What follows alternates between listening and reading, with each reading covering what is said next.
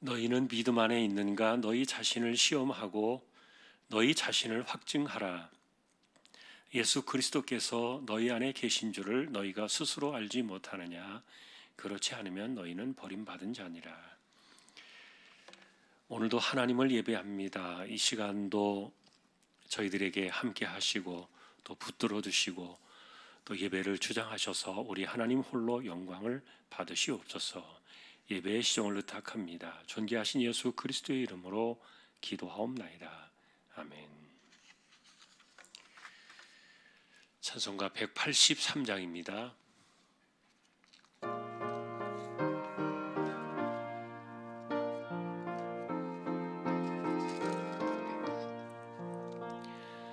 빈들의 마른 풀같이 시들은 나의 영혼, 주님이 약속한 성령 간절히 기다리네. 가물어 메마른 땅에 단비를 내리시듯 성령의 단비를 부어 새 생명 주옵소서. 반가운 빗소리 들려 산천이 춤을 추네. 봄비로 내리는 성령 내게도 주옵소서. 가물어 메마른 땅에 단비를 내리시듯 성령의 단비를 부어 새 생명 주옵소서. 절 따라 우러를 내려 초목이 무성하니 갈급한 내 심령 위에 성령을 부소서. 가물어 메마른 땅에 단비를 내리시듯 성령의 단비를 부어 새 생명 주옵소서. 참되신 사랑의 언약 어길 수 있사오랴. 오늘의 흡족한 은혜 주실 줄 믿습니다.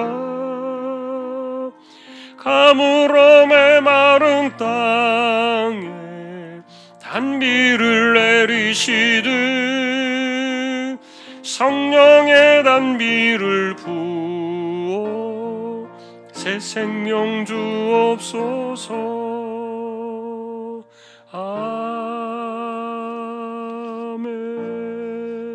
아멘. 백수기 권사님 기도하시겠습니다.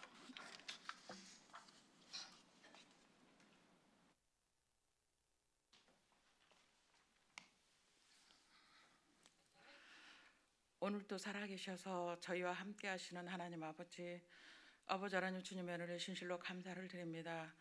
이 어렵고 혼돈한 시대에 저희들에게 건강을 허락하여 주셔서 이 시간 하나님 앞에 이렇게 예배할 수 있는 귀한 시간을 허락하여 주시고 마음과 또한 열정을 허락하여 주셔서 우리 성도들을 이렇게 주님 제단에 나와서 아버지 하나님 예배드리고 있습니다. 하나님 아버지 하나님께서 함께하여 주셔서 우리 주왕의 모든 식구들의 가정 속에 하나님의 놀라운 은혜와 하나님께서 함께 하시는 그러한 축복으로 올 한 해도 아버지 하나님 무탈하게 잘 지낼 수 있는 모든 주왕의 가족들이 다 될 수 있도록 하나님 인도하여 주시옵소서. 아버지 하나님 온 세계가 아버지 하나님 오미크론으로 인해서 또한 이제 시끄럽고 또한 아버지 하나님 환자들이 많이 일어나고 있습니다. 우리 주왕의 식구들은 서로 아버지 하나님 잘 관리를 하여서 그런 일에 아버지 하나님 일어나지 아니하도록 하나님께서 인도하여 주시옵시고 함께하여 주시길 간절히 바라옵고 나옵나이다.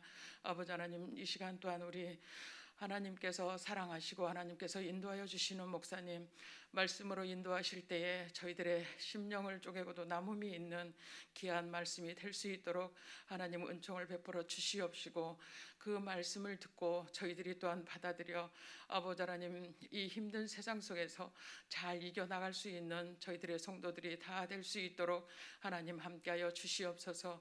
저희 재단을 섬기는 모든 목회자분들 또한 아버지 하나님 우리 봉사하는 모든 주안의 식구들 하나님께서 함께하여 주셔서 항상 주 안에서 승리하며 주 안에서 감사가 넘칠 수 있는 그러한 모든 우리 주안의 식구들이 다 될 수 있도록 하나님 인도하여 주시옵소서. 아버지 하나님 이 시간까지 지켜주셨사오니 남은 시간도 하나님께서 인도하여 주시옵시고 축복하여 주실 것을 믿고 감사드리오며 예수님의 이름으로 간절히 기도드리옵나이다. 아멘.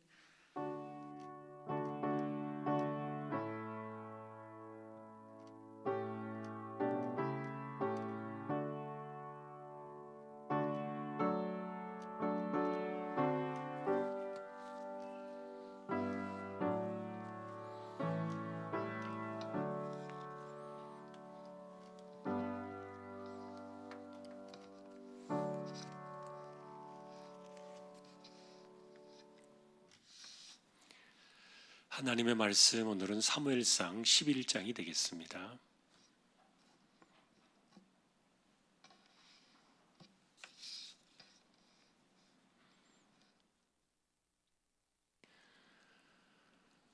사무엘상 11장 한 절씩 교독을 하겠습니다.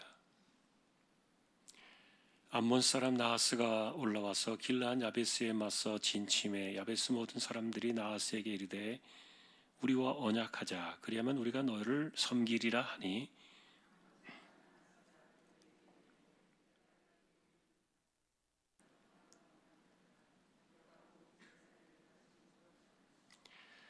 야베스 장로들이 그에게 이르되 우리에게 이레 동안 말미를 주어 우리가 이스라엘 온 지역에 전령들을 보내게 하라.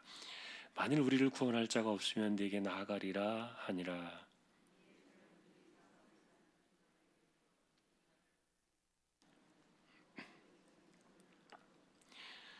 마침 사울이 밭에서 소를 몰고 오다가 이르되 백성이 무슨 일로 우느냐 하니 그들이 야베스 사람의 말을 전하니라.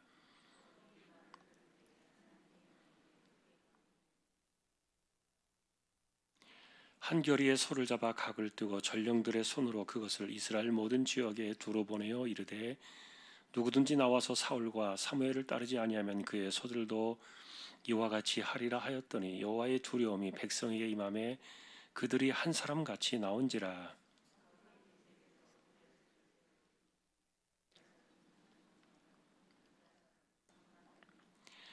우리가 와 있는 전령들에게 이르되 너희는 길르앗 야베스 사람에게 이같이 이르기를 내일 해가 더울 때에 너희가 구원을 받으리라 하라. 전령들이 돌아가서 야베스 사람들에게 전하매 그들이 기뻐하니라.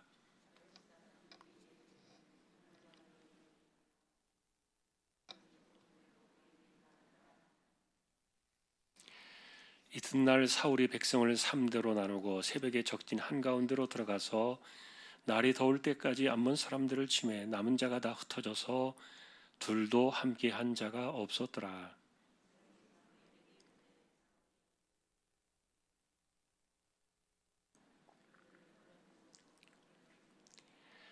사울이 이르되 이날에는 사람을 죽이지 못하리니 여호와께서 오늘 이스라엘 중에 구원을 베푸셨음이니라.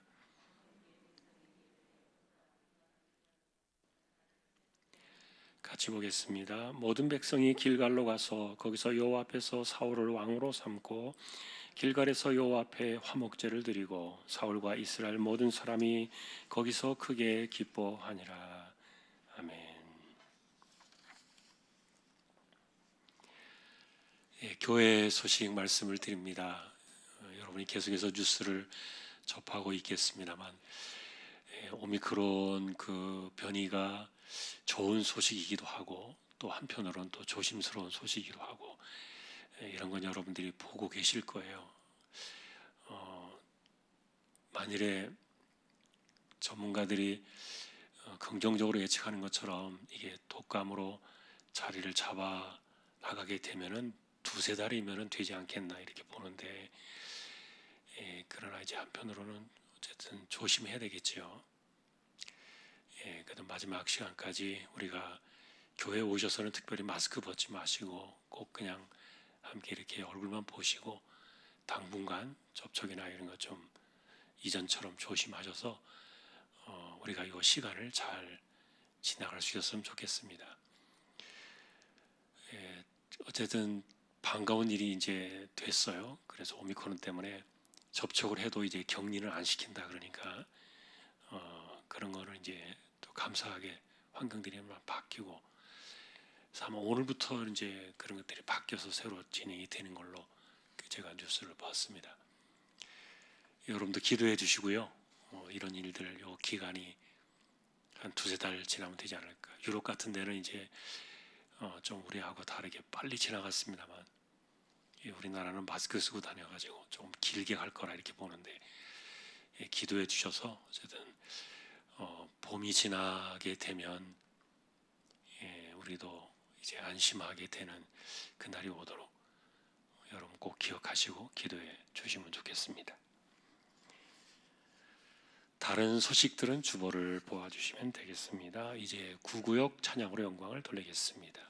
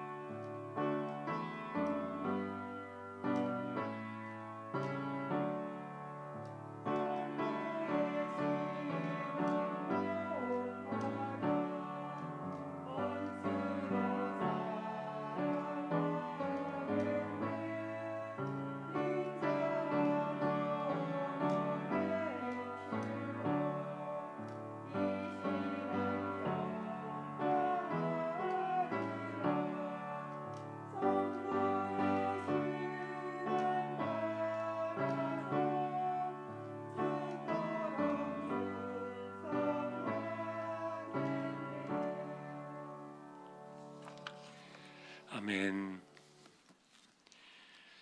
하나님 감사합니다. 세워주신 구역을 기억해 주시고 또 함께하지 못한 구역의 모든 식구들에게도 같은 은혜를 내려 주십시오.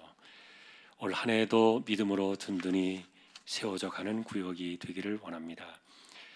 말씀을 상고하려고 합니다. 부족한 종과 우리 모두에게 이 시간 말씀으로 함께하여 주옵소서. 존귀하신 예수 그리스도의 이름으로 기도하옵나이다. 아멘.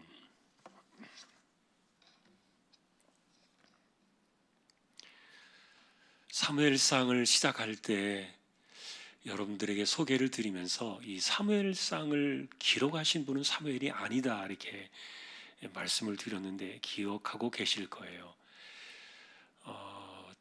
사사 시대 말기로부터 이 사무엘상의 이야기가 시작이 되어서 중간에 사무엘이 죽는 기록이 나와요.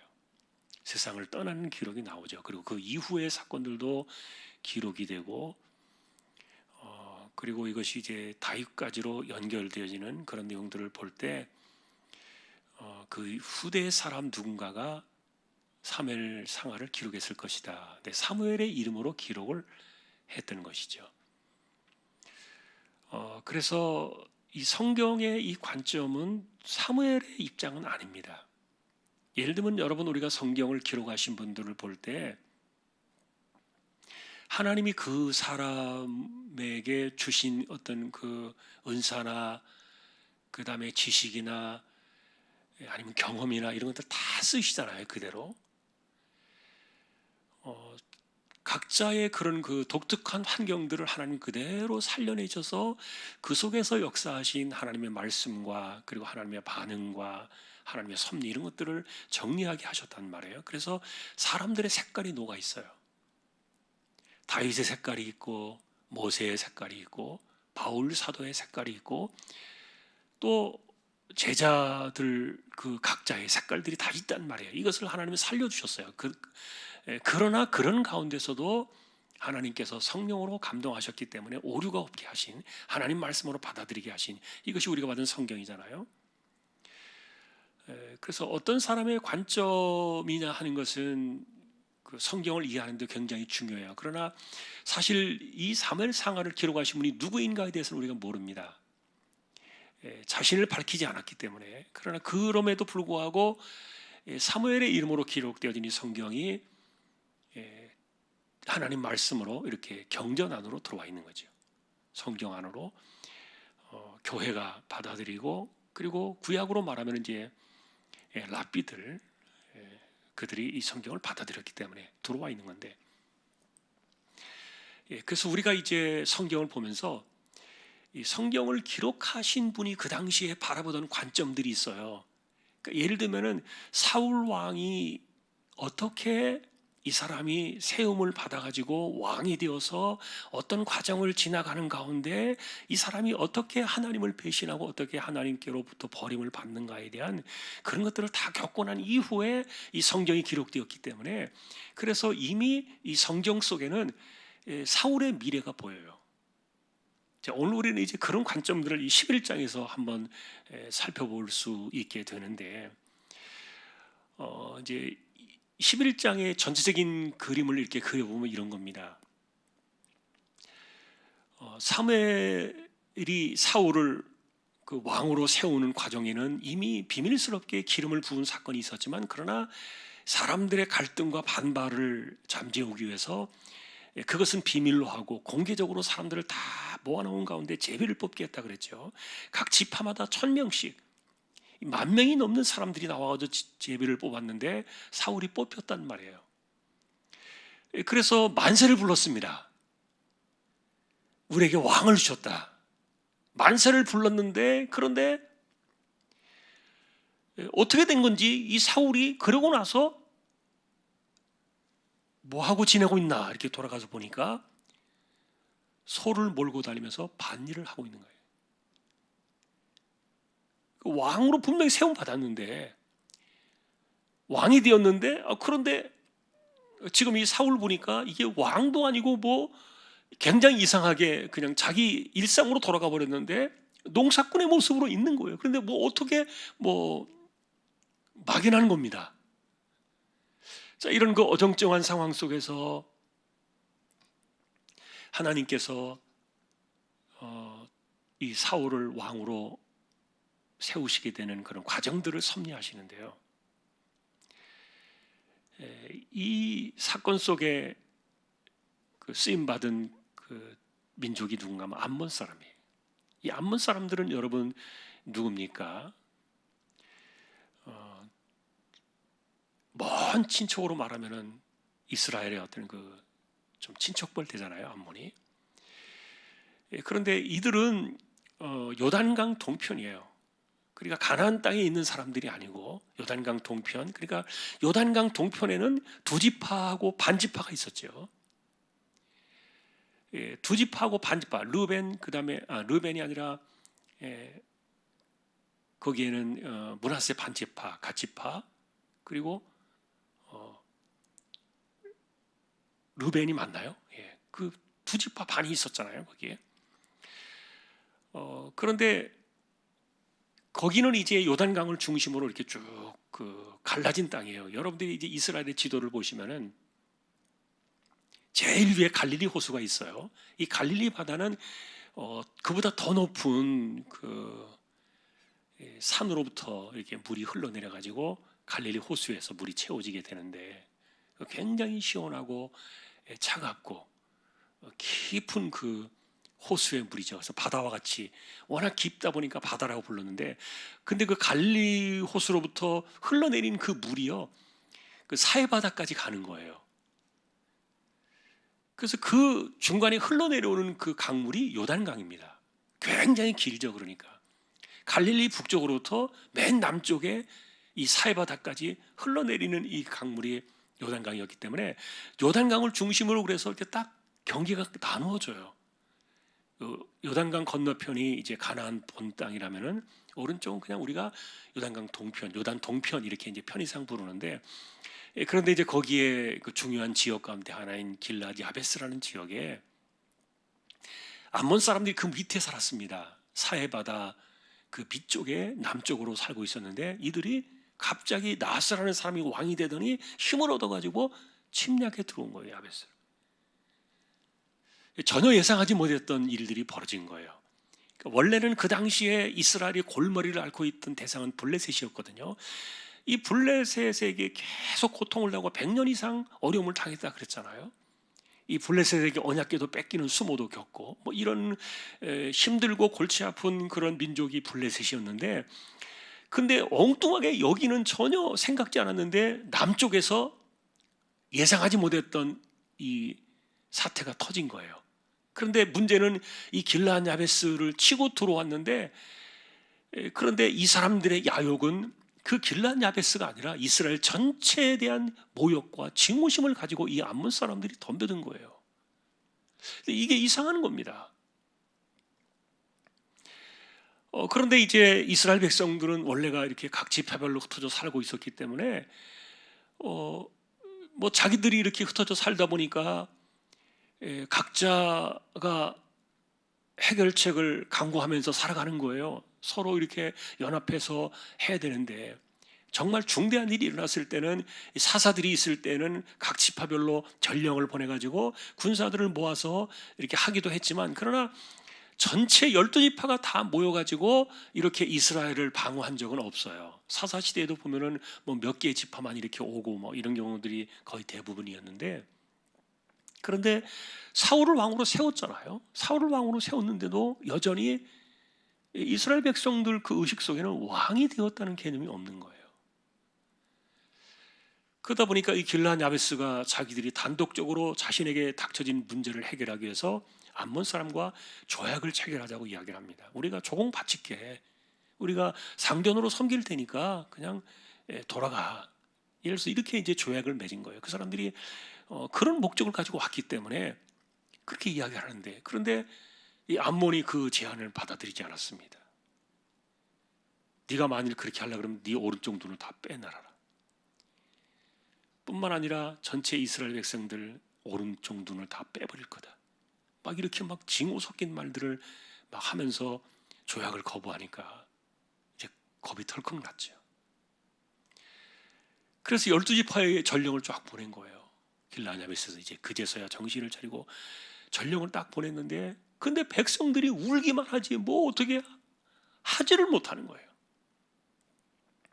그러니까 이런 모습들을 보면 그 당시에 이스라엘 백성들이 얼마나 약해져 있었는가를 볼 수 있어요. 근데 여러분, 우리가 이 문제를 살펴보면서 하나님 백성들의 삶 속에 찾아오는 문제들은 우리가 항상 먼저 검토해봐야 될 문제가 뭡니까? 하나님과의 관계에서 문제를 찾아야 돼요. 이게 우리에게 중요한 방식 아닙니까? 어쨌든 그리스도인의 하나님 백성들의 삶 속에 문제가 일어났을 때는 이게 하나님과의 관계에서 이런 것이 어디가 틀어졌는가, 무엇이 문제인가를 살펴가면서 하나님과 먼저 매듭을 풀어야 그 다음에 문제가 풀어지는 건데, 그래야 하나님께서 어떻게 하시지 않겠습니까? 그러나 하나님은 생각지도 않고 자꾸만 이렇게 인간적인 방식으로, 세상의 방식으로 문제를 풀어나가려고 하면은 더 꼬이기 마련이에요. 우리는 믿는 하나님이 계시잖아요. 하나님이 섬기잖아요. 하나님이 우리의 주권자이시고 우리의 통치자이잖아요. 그러니까 그 하나님 앞에서 이 문제를 풀어가는 방식을 보여야 되는데 지금 이런 것들이 전혀 나와 있지 않는 거예요.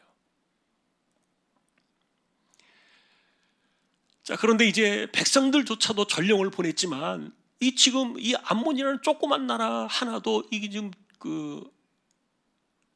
이렇게 위협하는 사건, 모욕을 주는 이런 사건 속에서 그냥 대처하지도 못한 채 그냥 뭐 울기만 하는 거예요. 불안하고 이제 걱정이 되는 거죠. 암몬이 쳐들어와 가지고 자기들의 진짜 오른쪽 눈을 다 빼가지 않을까 염려가 되었던 거죠.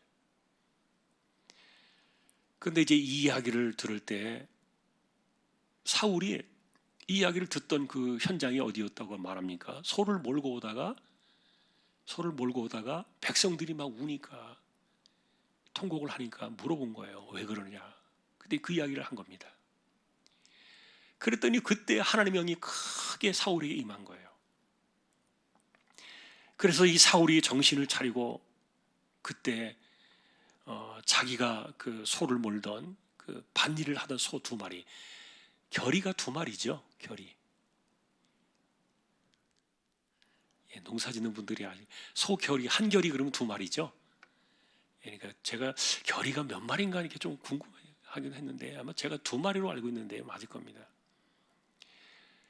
2마리로 이렇게 쌍으로 아마 이렇게 밭일을 했던 것 같아요. 근데 소 2마리를 가지고 이렇게 밭일하고 집으로 돌아오다가 그 이야기를 듣고는 이제 사울이 하나님의 영에 감동돼 가지고 그 소위 말하는 거룩한 분노가 일어난 거죠. 그래서 소 2마리를 각을 떴습니다. 그 자리에서. 그리고는 12덩어리로 각을 떠서 이걸 각 지파에 보낸 거예요. 이런 일들이 지금 일어났는데 이 일에 대해서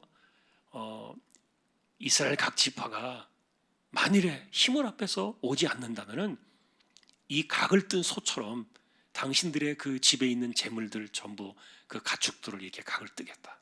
사람을 죽이겠다는 말이 아니라 이 짐승들을 가축을 뜨겠다. 이러니까 모였어요. 30만 명이 모였어요. 그리고 유다만 3만 명이 모였어요. 총 33만 명이 모인 거예요. 순식간에 이렇게 모였는데, 그런데 이렇게 모이게 된 것도 하나님의 두려움이, 여호와의 두려움이 백성들에게 임했다 그랬어요. 그러니까 하나님께서 감동하신 거예요. 마음을 역사하시고 움직여준 거예요.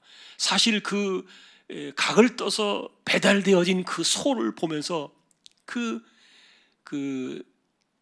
잘려진 그 소고기를 보면서 우리가 먹는 이렇게 보는 그런 소고기의 그런 것이 아닙니다. 그냥 있는 그대로 좀 야생적으로 잘라가지고 보낸 것이었기 때문에 이거는 피가 막 흐르고 있는 그 보기에도 좀 징그럽고 뭐 이렇게 되어지는 그런 그 잘라내는 그것을 보낸 건데, 그런데 이런 것을 보았을 때요, 백성들의 마음속에 이 하나님의 두려움이 그 속에 들어가 있지 않았다면은 틀림없이 반발하고 일어났을 거예요. 이 사울 도대체 네가 뭔데? 당신이 누군데? 우리에게 감히 이런 협박을 하냐? 이렇게 반발할 수 있었을 텐데 하나님이 그런 것들을 다 잠재워 주신 거예요. 그래서 사실은 사울의 왕의 권위 때문이라기보다도 여호와의 두려움이 그 백성들을 사로잡았기 때문에 그들이 이렇게 모여들었던 건데, 이렇게 이제 모여든 사람들을 보면서 이제 우리가 보면은 하나님께서 소집권을 누구에게 주셨는가를 지금 보고 있는 거예요. 하나님이 사울을 세우신 것을 백성들에게 공포하는 겁니다. 아무도 그 당시에 이스라엘 전체를 이렇게 사람들을 모아다가 소집할 수 있는 권한과 권세가 없었는데 하나님께서 사울에게 그 소집 권한을 주셨고, 그리고 사람들이 그 권한을 무시하지 않고 조롱하지 않고 그 권한에 복종하도록 이렇게 역사하신 거예요. 그러니까 우리가 이 11장의 배경 속에서는 하나님의 섭리하심과 역사하심을 이렇게 쭉 보게 되는데, 자, 그런데 우리가 이런 모습을 보면은요, 이게 이제 이스라엘 백성들의 공통된 특징이었어요. 여러분, 예를 들면은 1948년도에 이스라엘이 독립선언을 하잖아요. 독립을 하잖아요. AD 70년에 흩어졌거든요. AD 70년에 이스라엘의 나라가 완전히 없어졌어요. 지구상에서. 그것은 뭐 BC 586년에 예루살렘이 무너지고 바벨론 포로 잡혀가는 그런 것과는 완전히 격이 다른 거예요. AD 70년에 예루살렘이 완전히 무너질 때 나라 자체가 없어져 버렸거든요. 지구상에서 이스라엘 나라 자체가 흔적조차 사라져 버렸는데, 그런데 2000년 가까운 이 세월이 지났을 때 1948년도에 2차 세계대전이 끝나면서 5월 달에 이들이 독립선언을 하고 예루살렘으로 모이거든요. 시오니즘으로 이스라엘 백성들이 돌아오잖아요. 그런데 이 모습을 보면은요, 그 당시에도 지금도 마찬가지라면 유대인들은 예를 들어서 소집령이 내려지면은 각자가 있는 처소에서 모여듭니다. 그거는 하나님 백성들의 어떤 공통된 특징인 것 같아요. 지금 이렇게 수천 년의 세월이 흘렀는데도 지금도 예루살렘에 무슨 문제가 있다 그러면 미국에 사는 사람들, 뭐 유럽에 사는 사람들, 어디에 살든지 간에 자신들의 그 생업을 내려놓고 모든 거 팽개치고 다 달려가요, 예루살렘으로. 참 이런 거 보면은 하나님 백성들의 그 이스라엘 백성들의 그 독특한 정체성. 예를 들면 전쟁이 일어난다면 다 도망가잖아요. 다른 나라 사람들은 전쟁이 일어나면 막 다 도망가고 막 그러는데, 이 나라는 희한하게 여전히 이 구약의 전통이 그대로 지금까지도 남아 있어요. 그리고 이제는 하나 더 달라진 것이 있다면 1948년도 이후에 여자들까지도 총을 들게 됐지요. 그 전에는 남자들밖에 없었는데 여자들도 이제는 총을 들고 똑같이 군대를 가요. 이스라엘 여자들은 똑같이 의무적으로 군인을 복역해야 되잖아요. 군인 생활을 해야 되잖아요. 그래서 이런 거를 보면은 이게 이제 어쨌든 그런 역사의 독특성들이 2000년이라는 세월 속에서 끊어졌는데도 지금도 이렇게 남아있는 걸 보면 좀 희한하다, 이런 생각이 좀 들어요. 그런데 이게 이렇게 모여지는 그 과정의 이제 마지막 단계예요. 사울이 소집을 했던 이것이 이제 이것 이후로 이런 일들은 없어져요. 왜냐하면 왕정 시스템으로 돌아가니까, 왕정 체제로 돌아가기 때문에. 그래서 이런 체제는 이제 더 이상 사라지게 되는데, 그런데 이제 이렇게 33만 명이 모이고 난 다음에 사울이 그 앞에서 이제 지휘를 하는 것이죠. 진도지휘를 하면서 길르앗 야벳 사람들에게 이야기합니다. 내일 오후가 되기 전에 문제를 해결하겠다. 암몬 사람들을 완전히 치겠다.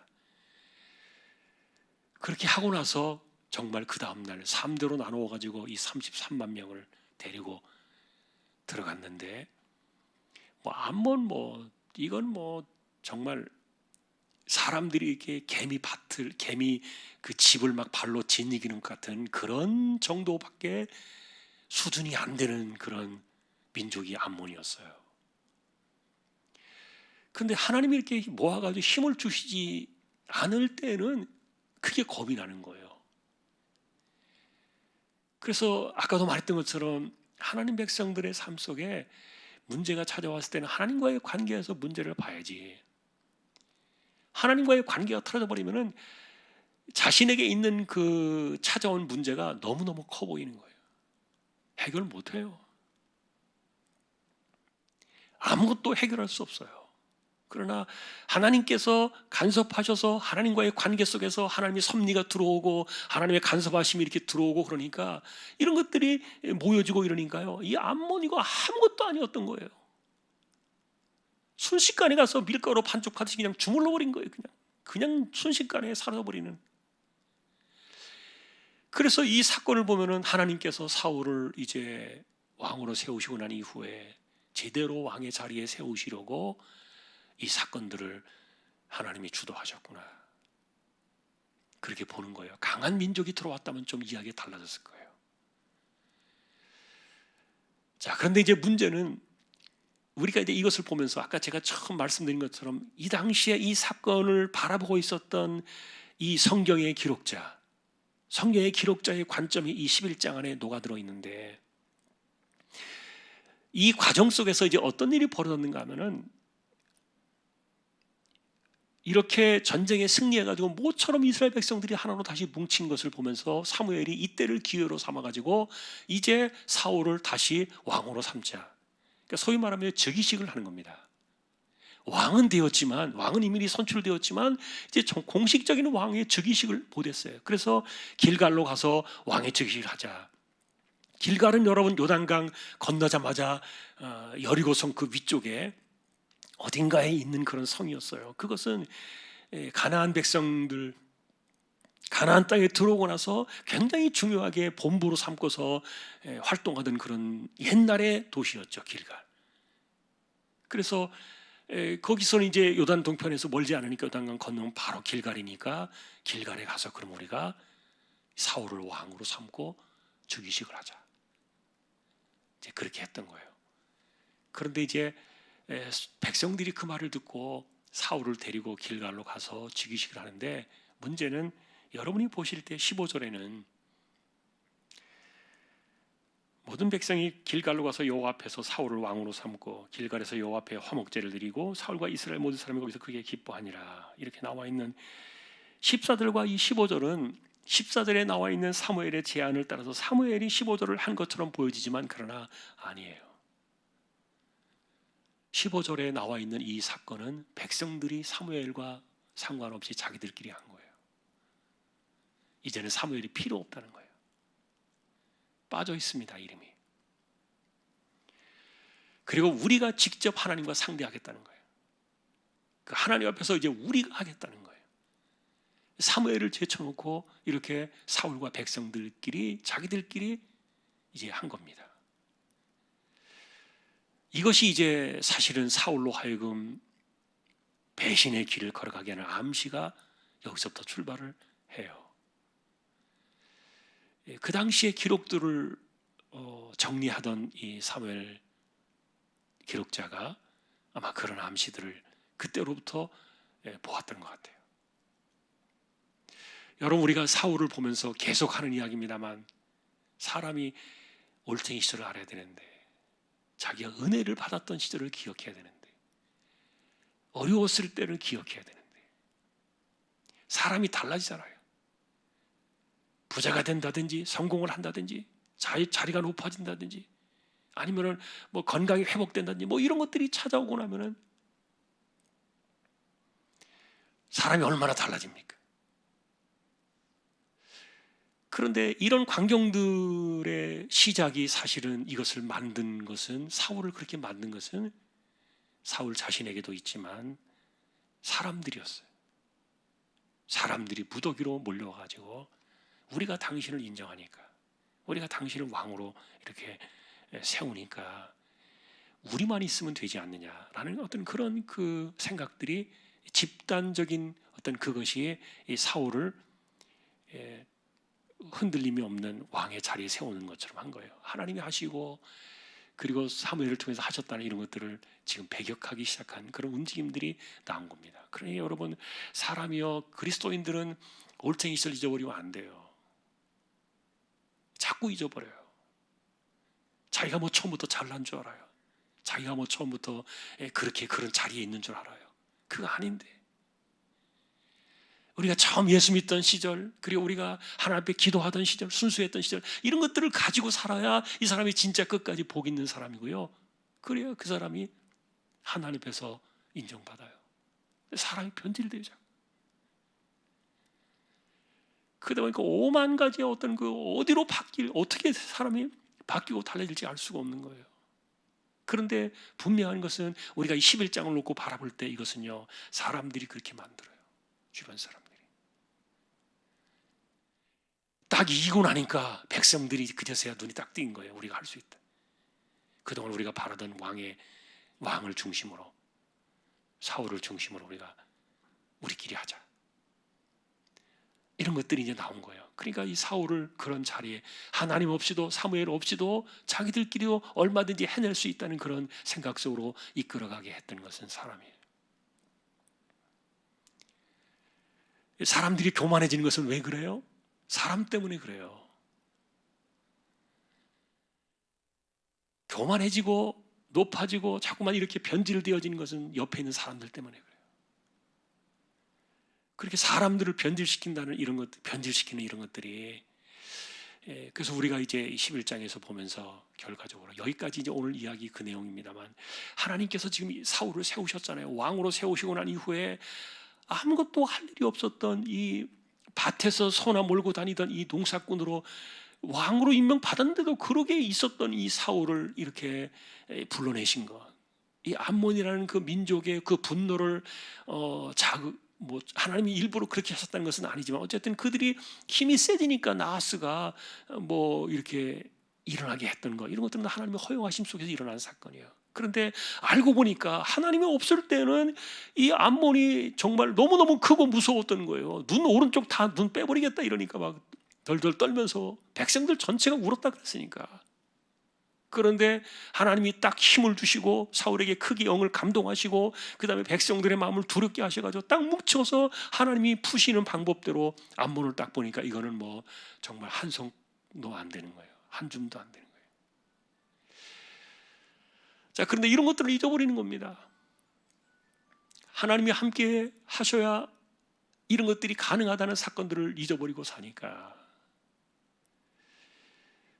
자, 그래서 오늘 우리는 이제 이 11장을 보면서요, 두 가지를 정리해요. 첫째는 이제 우리가 문제가 생겼을 때 문제를 바라보는 관점들을 어디에서 풀어가야 되느냐는 거예요. 이거는 모든 개인의 문제나 공동체의 문제나 다 똑같아요. 그러니까 하나님 백성들은 하나님과의 관계 속에서 모든 것을 봐야 돼요. 틀림이 없습니다. 이것은 다른 것도 아무리 제쳐놓고 쫓아가 봐야 너무너무 문제는 커 보일 거예요.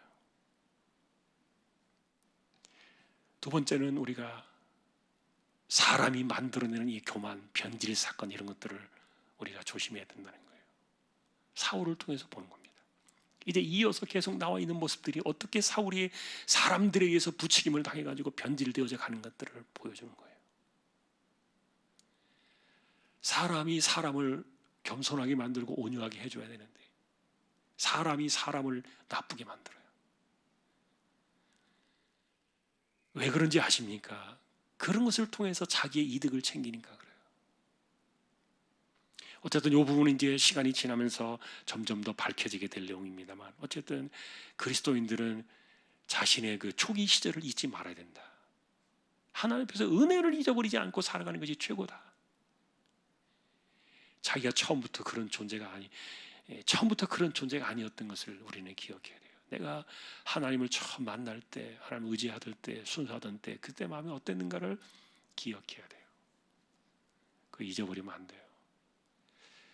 오늘 우리는 11장에서 이런 것들을 암시해줘서 보여주고 있는 교훈들을 생각해 보면서 우리가 세상을 바라보고 우리의 또 인생을 점검하는 가운데 신앙으로 바로 서기를 원하는 우리 모두가 될 수 있기를 주님의 이름으로 축원합니다. 찬양을 드리겠습니다. 202장입니다.